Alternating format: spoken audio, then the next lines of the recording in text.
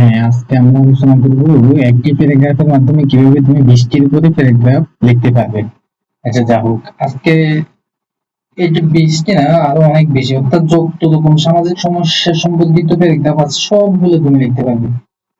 ঠিক আছে, এই লোডশেডিং, ঠিক আছে, ট্রাফিক জ্যাম, এগুলো কমন, এই যে ওয়াটার পলিউশন, এগুলো এরকম অনেক, এই যে পপুলেশন প্রবলেম, ঠিক আছে, এই ধরনের যে রোড অ্যাক্সিডেন্ট, এই ধরনের অনেক, এগুলো তো কমন প্রায় আসে। ঠিক আছে, এগুলা সম্পর্কে তোমাকে বিস্তারিত জানানো হবে কিভাবে লিখবে। প্রথমে যে প্যারাগ্রাফটা আসবে, তো এখানে লোডশেডিং আসলে লোডশেডিং লিখবা।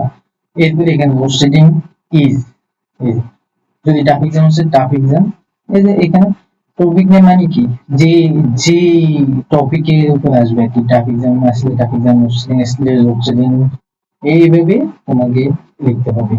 হুম, তাহলে এই যে এই জায়গায় এখানে টপিক নেম যেখানে আছে সেখানে তুমি লোডশেডিং ট্রাফিক জ্যাম যেটাই আসবে ওইটা লিখবে।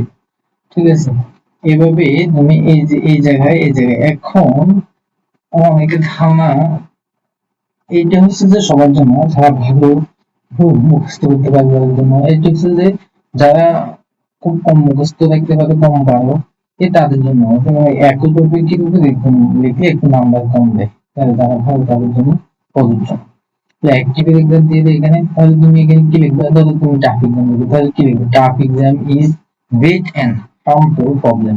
আর যদি তুমি লোডশেডিং লেখো, তাহলে load shedding is great and harmful problem.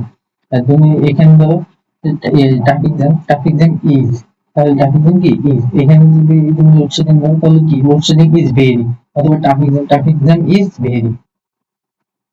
তাহলে এভাবে তুমি প্রত্যেকটা, একদম প্রত্যেকটা এই এখানে যত নাম আছে যখন যেটা আসে, এই যে এই 1 নম্বরে আছে এনভায়রনমেন্ট পলিউশন, এখানে আছে লোডশেডিং, এখানে আছে এয়ার পলিউশন, এখানে আছে ডার্ক এডিকশন,